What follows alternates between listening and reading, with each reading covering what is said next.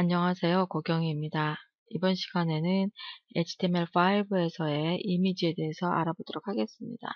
이미지는 웹에서 텍스트 못지않게 많이 사용되고 있는 요소인데요.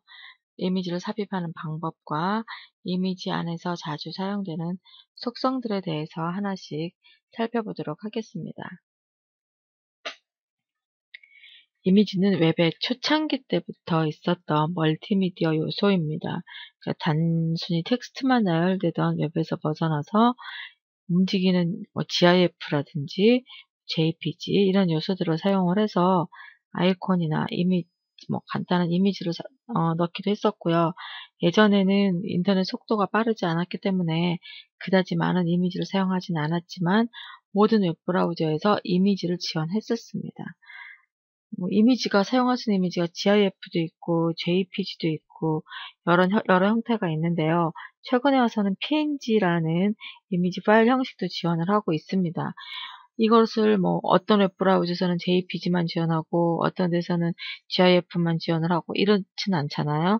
모든 웹브라우저에서 이 세 가지 파일 형식을 다 지원을 하고 있는데, 이런 식의 멀티미디어 파일이 완벽하게 지원되는 멀티미디어가 이미지밖에 없었어요. HTML4에서는.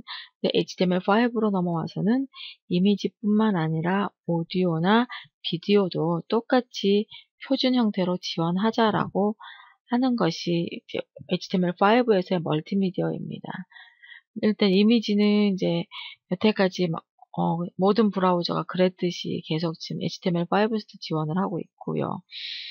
현재 웹 상황에서 이미지는 인터넷 속도 때문에 사용하지 못하지는 않죠. 속도는 예전보다 훨씬 빨라졌고 그만큼 웹에서 사용하는 이미지도 많아지고 있습니다. 지금 보고 있는 건 국내 한 포털 사이트인데요. 지금 이 안에 사용되고 있는 이미지 개수는 어마어마하게 많습니다. 로고부터 시작을 해서요. 광고 배너들도 되게 많고요. 이게 지금 뉴스 안에 들어가는 작은 썸네일 이미지도 많죠. 오른쪽에 보면 쇼핑몰에 사용되는 것들도 다 이미지입니다. 중간중간에 이미지들이 사용됨으로써 사용자들의 시선을 강하게 잡아주고 있습니다. 이게 이미지가 아니고 모두 다 텍스트였다면 무슨 뉴스 기사를 보는 것처럼 참 무미건조했을 거예요. 중간에 이렇게 적절하게 텍스트와 이미지가 배치되면서 사용자들이 훨씬 더 관심을 끌 수 있게끔 이렇게 하고 있습니다.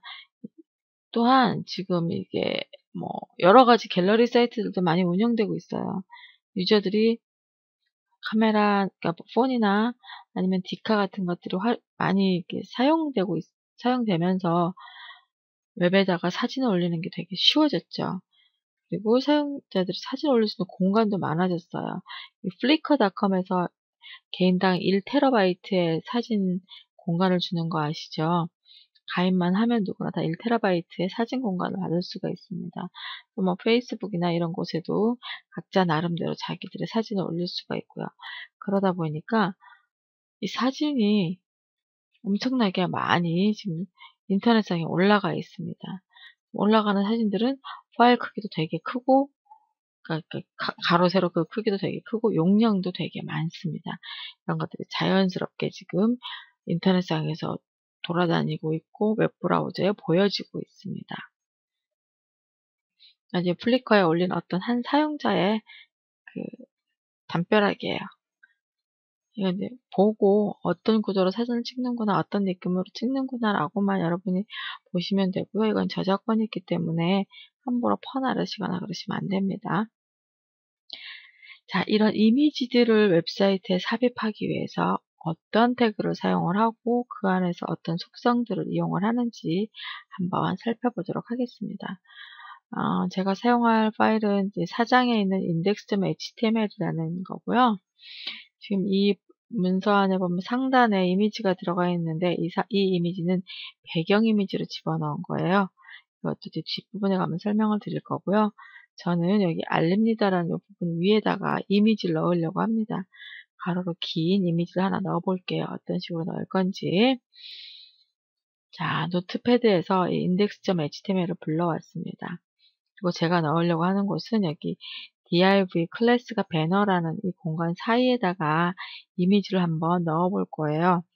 어떤 이미지냐면 banner2.jpg라는 이미지를 넣을 겁니다.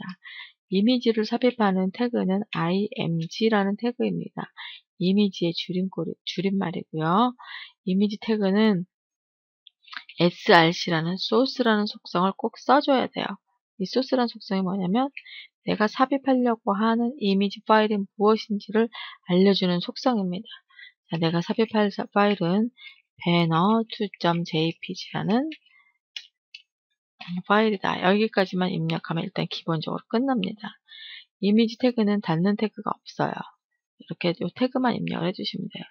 여기까지 저장을 하고 브라우저를 한번 불러오기를 해보겠습니다. 오, 이 파일 이름이 틀렸나봐요. 잠시만요. banner2. png였네요. 죄송합니다. jpg가 아니고 png였어요. 자, 그러면 브라우저로 다시 불러오겠습니다. 네, banner2.png. 그 파일 이름, 소스라는 속성에 파일 이름만 하나를 지정을 해도 이렇게 바로 이미지가 삽입이 됩니다. 그러니까 img란 태그에는 꼭 src라는 속성이 들어가 줘야 돼요. 필수 속성입니다. 일단 이게 들어가고요. 두 번째로 중요하게 사용되는 속성은 크기를 지정하는 width하고 high라는 속성입니다. width라는 속성, high라는 속성이에요. 이게 원래 width하고 high 값을 아까 지정하지 않아도 이미지가 나타났었죠. 지정하지 않게 되면 원래 크기 그대로 표시가 됩니다. 내가 여기다가 강제로 어떤 크기 값을 지정을 해볼게요. 값을 지정을 하고 브라우저로 확인을 해보겠습니다. 그러면 제가 크기를 지정한 만큼 줄어들거나 늘어나게 됩니다. 그러니까 원래 이 크기가 얼마인지 잘 모르겠지만 내가 폭을 너비를 335픽셀만큼 하고 높이를 105픽셀로 표시하라고 하면 이렇게 줄여서 보여주게 됩니다. 그러니까 이것은 원래 크기가 아마 670 정도 될 거예요. 그걸 제가 반으로 줄인 거거든요. 줄인 크기만큼 이렇게 표시가 됩니다. 이게 파일 가로 크기, 세로 크기는 줄여서 화면에 표시되지만 파일 용량은 줄어들진 않습니다. 큰 이미지를 올려가지고 화면상에 이렇게 작게 표시한다 하더라도 주고받으니까 파일을 다운로드하거나 업로드하는 크기는 줄어들지 않습니다. 화면상에만 작게 보이는 것 뿐이에요. 이때 화면 크기를 조절하는 속성이 width하고 high라는 속성입니다. 또 하나의 속성은요. alt라고 하는 속성이 있습니다. alt라는 속성은 흔히 우리가 대체 텍스트라고 얘기를 합니다. 대체 텍스트는 뭐냐면 이미지가 보이지 않을 경우에 또는 이미지를 표시하지 않을 경우에 이미지를 대신 설명해주는 글을 말합니다. 내가 지금 아까 올려놓은 그 빨간 게 동백꽃이었어요. 지붕 위에 빨간 동백꽃. 그러니까 그 이미지가 보이지 않더라도 어떤 이미지인지를 잘 설명해주는 어떤 설명글이 들어가면 돼요. 이 이미지가 보이지 않는다는 거는 가장 먼저 이제 시각장애인이 그 이미지를 보지 못하고 그 내용을 글로 읽어줘야, 음성으로 읽어줘야 될 경우를 제일 먼저 생각해 볼 수가 있습니다. 그러니까 뭐 메뉴 이미지라든지 아니면 어떤 정보를 전달해 줘야 되는 이미지가 들어가 있을 때 그 이미지 안에 들어있는 정보를 alt 텍스트, 즉 대체 텍스트로 표현을 할 수가 있습니다. 또는 어떤 시골이라든지 인터넷 접속이 원활하지 않은 곳, 특히 해외 같은 경우에 나갔을 때 스마트폰으로 접속을 했는데 접속 속도가 너무 느린 거예요. 이미지가 많아서. 그럴 경우에는 이미지를 로드하지 않도록, 이미지를 불러오지 않도록 표시할 수 있거든요. 그러니까 텍스트만 빨리빨리 불러오는 거예요. 그러면 그 이미지를 표시하지 않았을 때 저 이미지 자리에 뭐가 있는지 궁금한 거죠. 중요한 정보가 있을지도 모르는데 그랬을 경우에 그 이미지가 표시된 자리에 이미지 대신에 이 alt 텍스트가 표시가 됩니다. 그러면 그 빠른 시간 안에 이미지는 표시하지 않으면서 이미지 자리에 무슨 정보가 있는지를 내가 알 수가 있다는 것입니다. 인터넷 전송 속도가 느린 곳에서 일부러 이미지를 표시하지 않았을 경우에 저런 식으로 볼 수가 있습니다. 또는 그 외에도 여러 가지 이미지를 표시할 수 없는 상황들이 있어요. 그랬을 경우에 이미지 대신 설명글을 나타나게 할 때 사용하는 텍스트가 alt 텍스트 또는 대체 텍스트라고 하는 거고요. 이 대체 텍스트는 꼭 붙여주셔야 됩니다. 단 의미 없는 내용일 경우 분리기호라든지 아니면 공백을 위해서 넣어놓은 아무 의미 없는 이미지라든지 그럴 경우에는 입력하지 않아도 됩니다. 여기는 제가 그 이미지가 지붕에 빨간 동백꽃이 들어간 거라서 지붕에 빨간 동백꽃이라고 놨어요. 이것 외에도 회사 로고 이미지라면 그 회사 로고를 거기다 써주셔도 되고, 메뉴라면 메뉴 내용을 여기다 alt 텍스트에다 넣어주셔도 됩니다. 자, 다음에 또 하나의 속성은 타이틀이라는 속성이 있습니다. 이거 링크할 때도 나왔었던 건데요.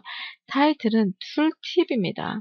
툴팁은 이미지 위에 마우스 포인터를 가져갔을 때 나타나는 풍선 도움말이에요. 풍선 도움말과 대체 텍스트는 다릅니다.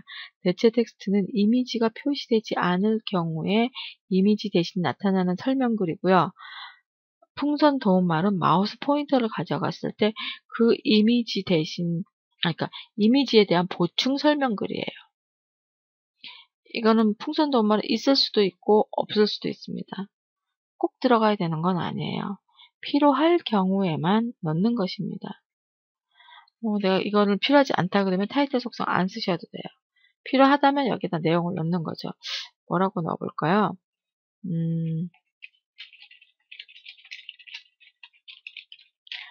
겨울의 운치를 즐겨보세요 라고 넣었습니다.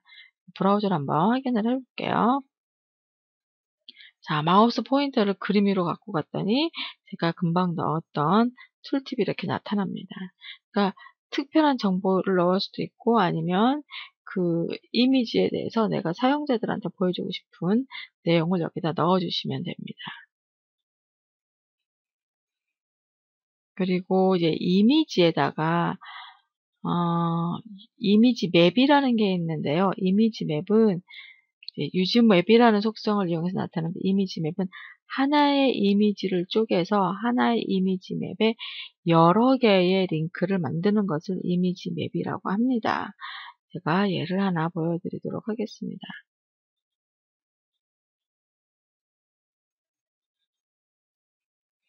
이거는 이제 왼쪽에는 트위터 그림이 있고 오른쪽에는 페이스북 그림이 있어요. 왼쪽에다가 이렇게 마우스를 올려놓으면 트위터로 연결하기.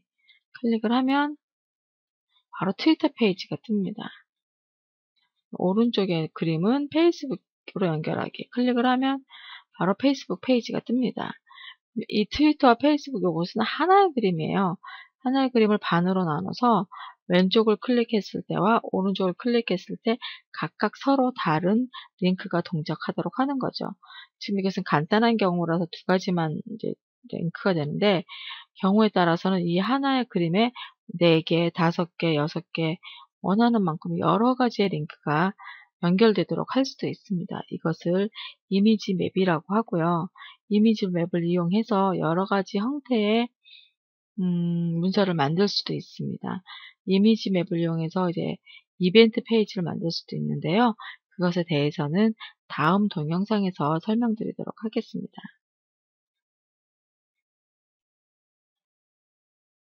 네, 오늘은 웹에서의 이미지에 대해서 알아보았고요. 이미지를 삽입하기 위해서 필요한 img 태그와 img 태그 안에서 사용하는 여러 가지 속성들에 대해서 알아보았습니다. 감사합니다.